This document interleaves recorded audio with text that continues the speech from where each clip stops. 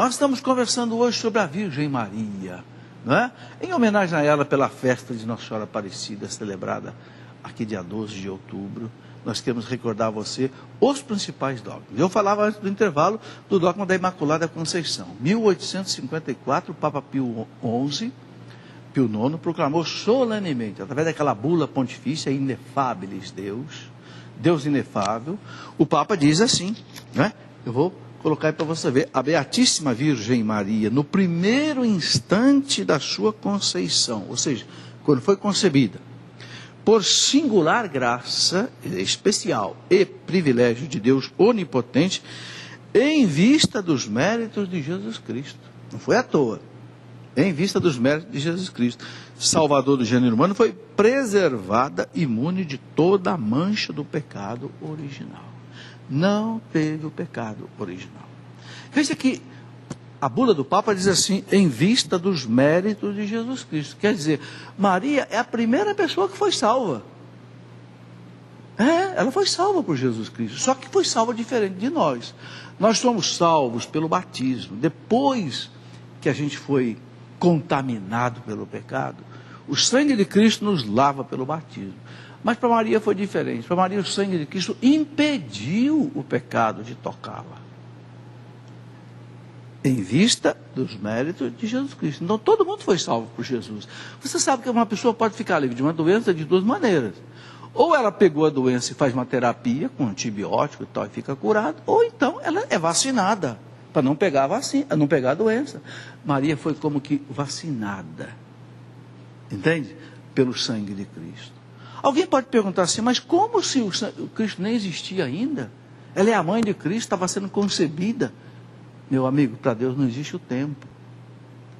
Não raciocine com as coisas de Deus com os pés no chão desse mundo. Não, Deus, como dizia aquele teólogo Karl Rahner, Deus é um instante que não passa.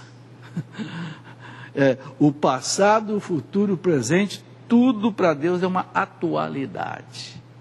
Para nós, há passado, há futuro, para Deus não existe. Então Deus, que já sabia, na sua presciência infinita, que o sangue do Filho ia ser derramado pela humanidade, aplicou os méritos de Cristo para que a mãe não tivesse o pecado original. Esta é a essência do dogma da Imaculada Conceição. E é muito bonito, que 4 anos depois, 1958, Nossa Senhora apareceu em Lourdes. E quando Bernadette perguntou para ela, qual é o nome da senhora, porque o padre lá quer saber, não é? O padre lá da cidadezinha de Lourdes, o padre quer saber o nome da senhora, porque ele disse que não vai construir a capelinha que a senhora está pedindo aqui, se a senhora não se identificar. Então ela disse para Bernadette, eu vou dizer na última aparição. E na última aparição disse a Bernadette, diga ao padre quem eu sou. Je suis l'Immaculée Conception. Bernadette levou um susto. O que é isso? Não sabia nem falar, nem o que significava isso, porque Bernadette nem o francês falava um dialeto. Então, Bernadette foi dali até a casa do padre repetindo, Je suis l'Immaculée Conception, Je suis l'Immaculée Conception, para não esquecer. Quando chegou lá, bateu na porta do padre, o nome da senhora que está me aparecendo é Je suis l'Immaculée Conception.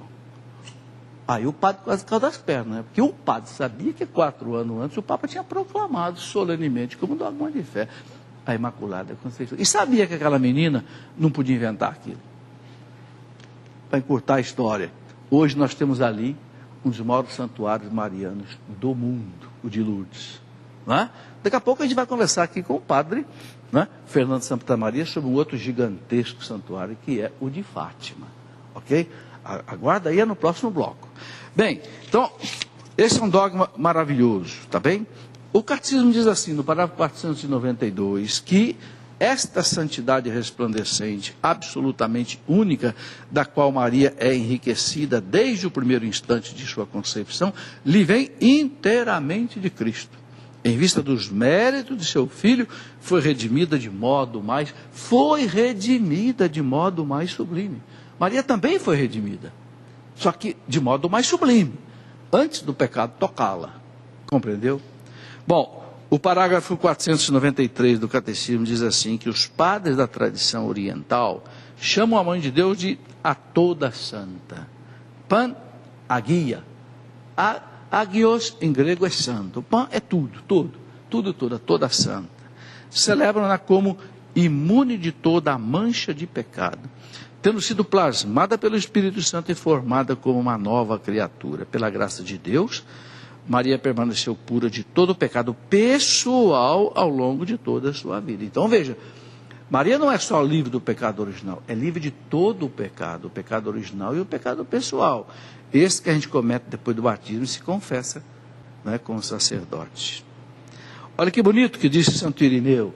Santo Irineu diz assim: obedecendo, se fez causa de salvação, tanto para si como para todo o gênero humano. Obedecendo a Deus, o contrário de Eva que desobedeceu. Ela se fez causa de salvação para si mesmo e para toda a humanidade. Temos que agradecer muito a Maria. Temos que agradecer muito por ela.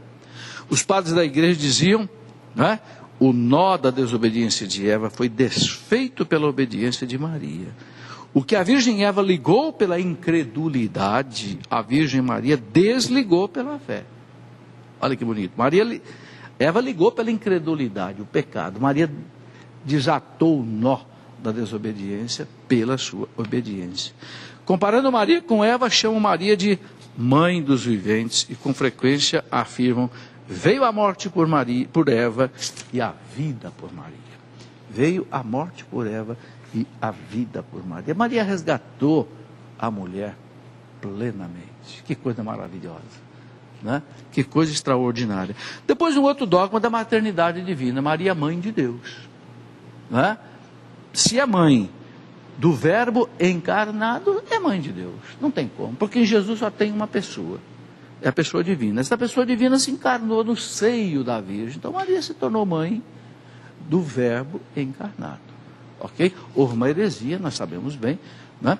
Lá por volta do ano 430, daquele patriarca de Constantinopla, Nestório, que dizia assim: bom, Maria é mãe de Jesus homem, mas não é mãe de Jesus Deus. Como se houvesse duas pessoas em Jesus. A igreja disse: No concílio de Éfeso, ano 431, a igreja disse: não, em Jesus só tem uma pessoa, tem duas naturezas, humana e divina, mas uma pessoa. A pessoa é a pessoa do Verbo, e a pessoa do Verbo desceu ao seio de Maria e assumiu carne nela, então se tornou filho de Maria. Não tem como, não tem como. Por isso, né, a igreja ensina isso.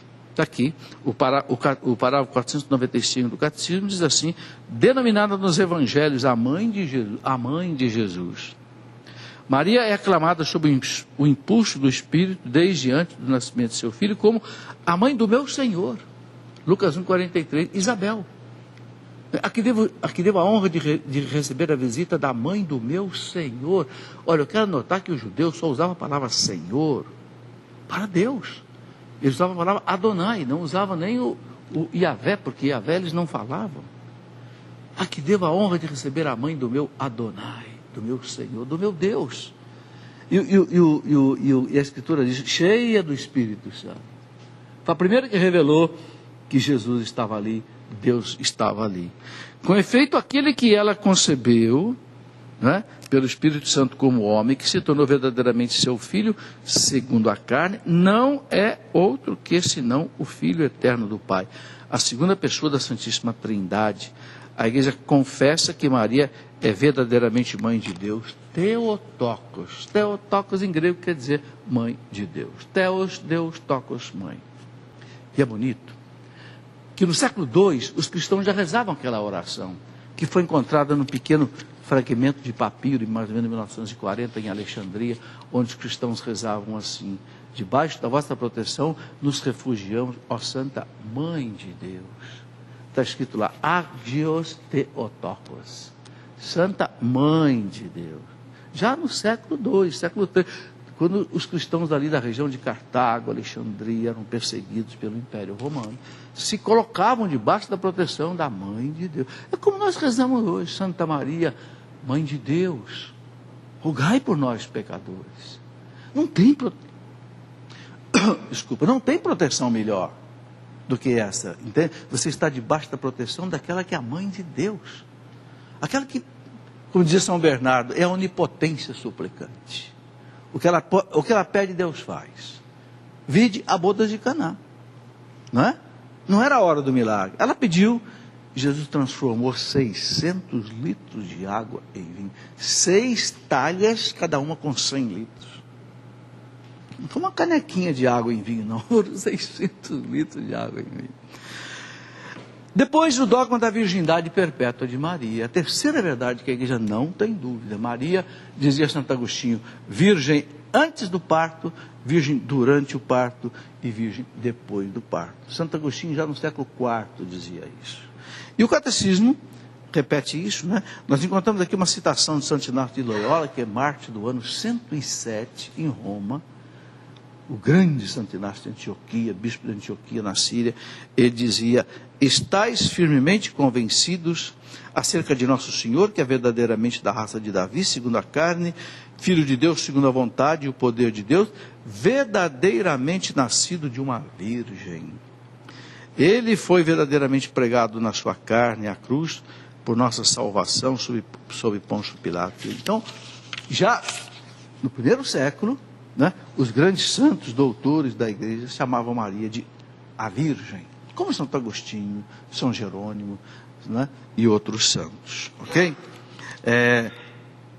E Santo Inácio de Antioquia diz uma coisa muito interessante: o príncipe deste mundo, o demônio, ignorou a virgindade de Maria e seu parto, da mesma forma que a morte do Senhor, 3 mistérios proeminentes que se realizaram no silêncio de Deus. Interessante isso. Santo Inácio de Antioquia diz: Deus escondeu do demônio que Maria era virgem. Por quê? Porque o demônio pensou que Jesus nasceu de Maria como todos os outros homens, pela via natural, onde o pecado original é transmitido. Não. Deus ali cortou, né, o pecado original, pelos méritos de Jesus Cristo. E depois diz Santo Inácio que Deus escondeu também do demônio a morte do Senhor. Ele pensou que era simplesmente um homem humano que morria ali, mas era um homem que também era Deus, né? Bom, mas essa é uma outra história.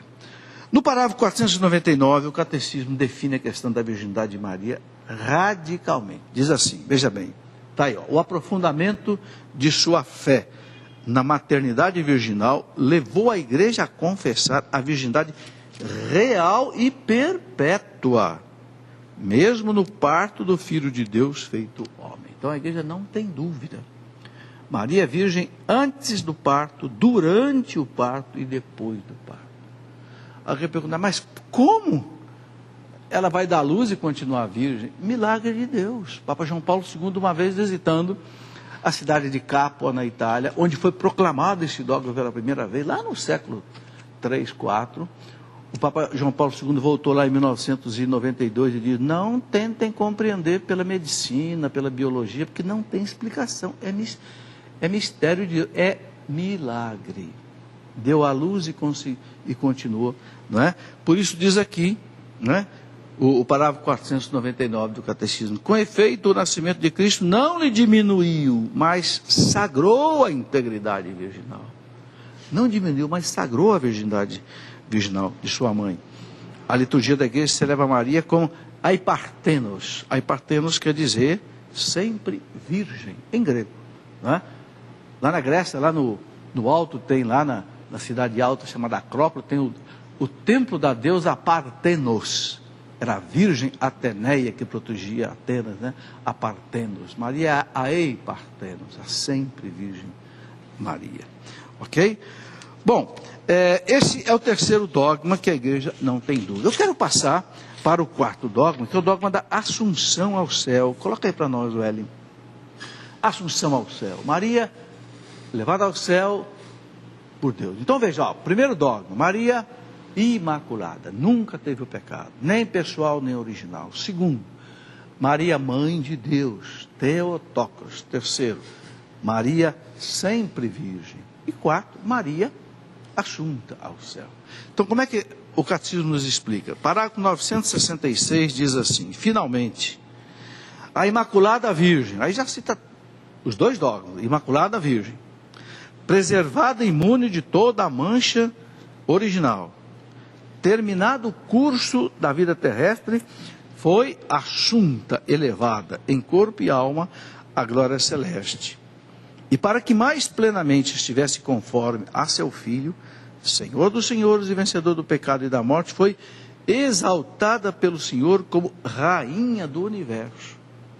Rainha do Universo. Eu quero chamar a atenção de você que essa expressão não é apenas simbólica, não é apenas metafórica ou retórica. Não, é real. Tanto assim, que você veja bem, no dia 15 de agosto é a festa da Assunção de Nossa Senhora ao céu, que aqui no Brasil é celebrado no domingo seguinte, não é?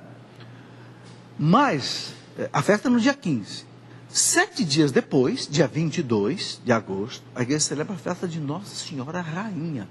Essa não passou para o domingo, essa ficou no dia 22 mesmo. Por quê?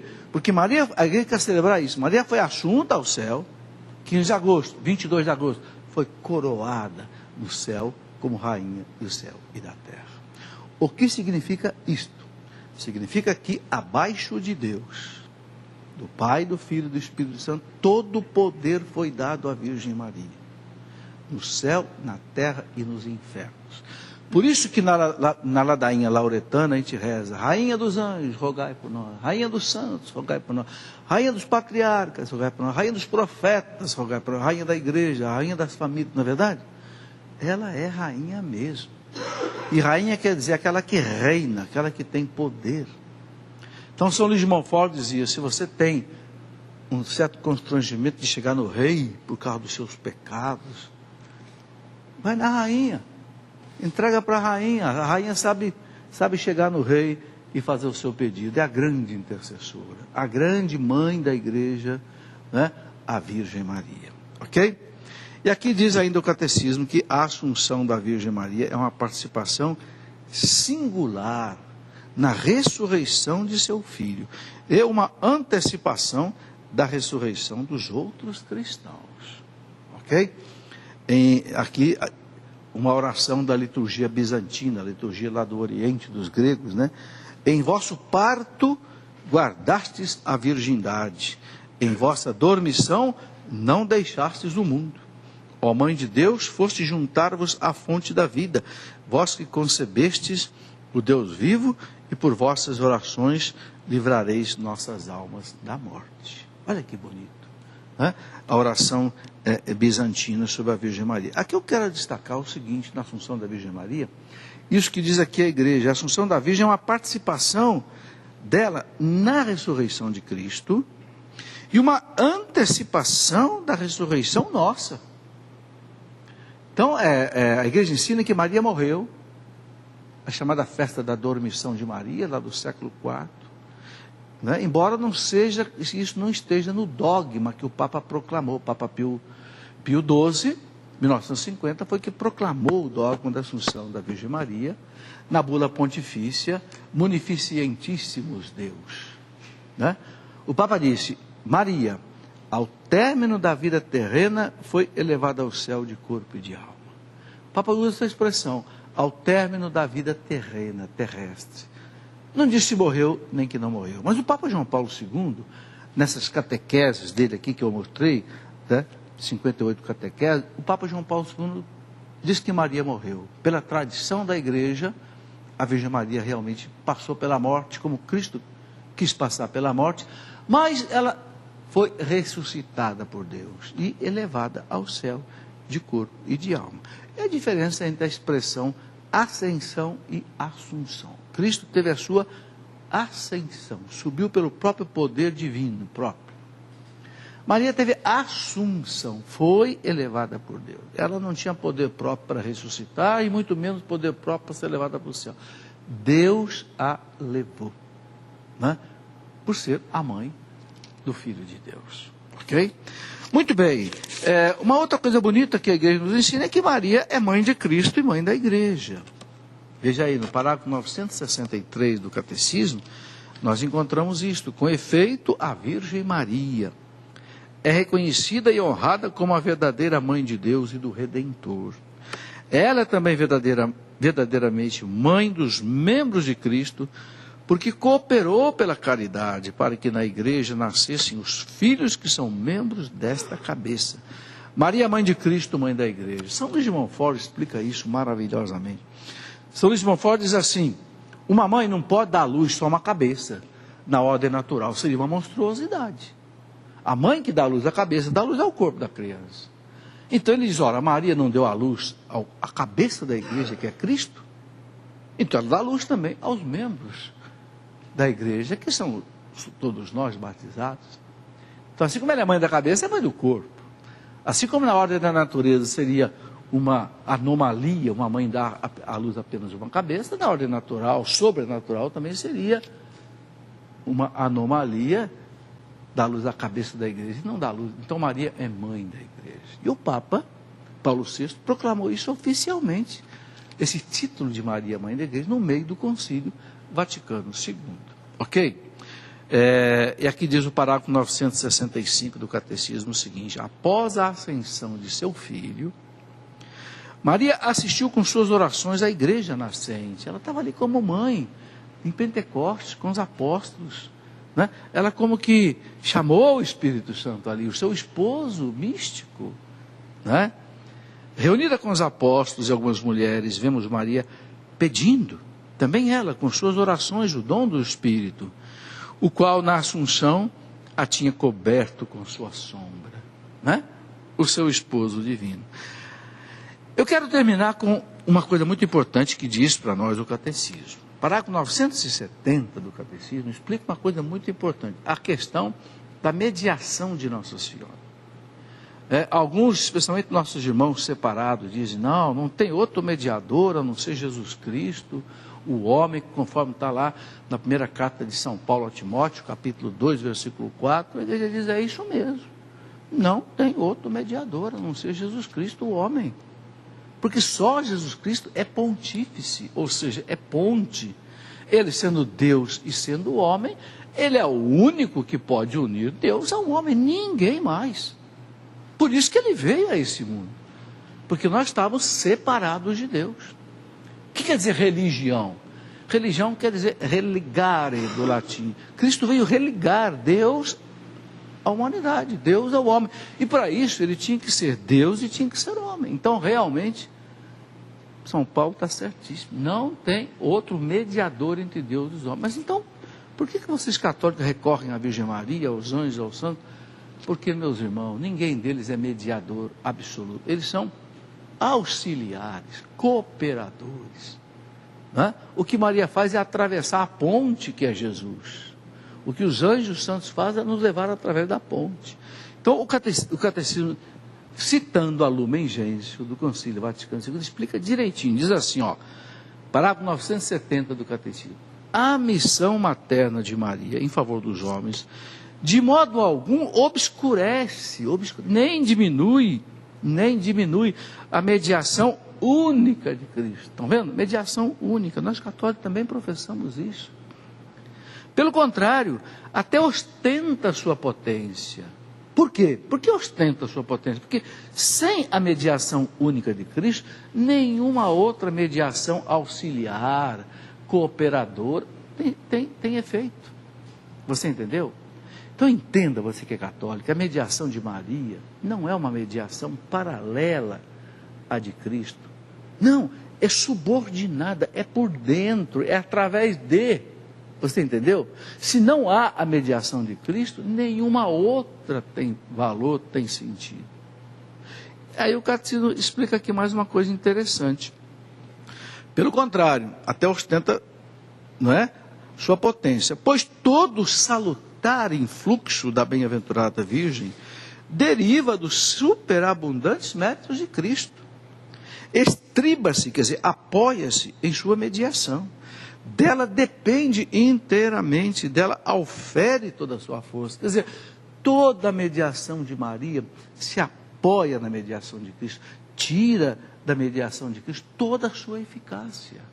Então não é substitutiva, não, ok?